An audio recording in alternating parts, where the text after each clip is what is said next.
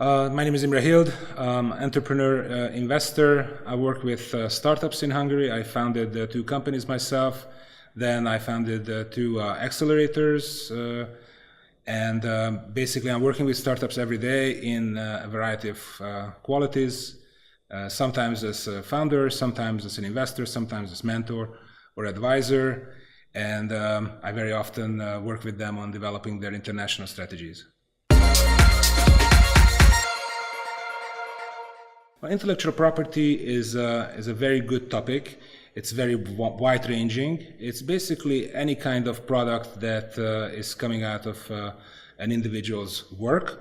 It can be, as we all know, it can be anything from a paper to a book, all the way to a software. Intellectual property is something that can be valued on its own instead of something that is just a part of a bigger system.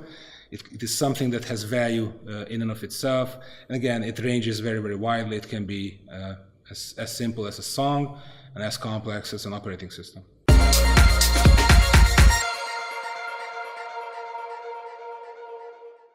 Well, open sourcing is a unique way of working with intellectual property. In open source, you basically, as an inventor of a intellectual property, you say, hey, I give it up. I give up the access to this intellectual property in the hopes that others will develop onto this particular piece of software, piece of code, or piece of work. This is very much sort of a genre of the last 10 years. When co-working and open cooperation started to take off, where people physically located in different parts of the world learn to work together for a common goal. And actually, very often they hold themselves more responsible for good work than they hold themselves responsible for working well at their own workplace. Intellectual property is probably going to be the product of the 21st century, given that everything is going online and everything is turning into software. But at the same time, it's important to realize that the more open source a code is, the more the community is the owner. And when the community is the owner, the community is the one who is policing it and monitors its use. And very often, in the most typical cases, that such open source products are for the benefit of all the users.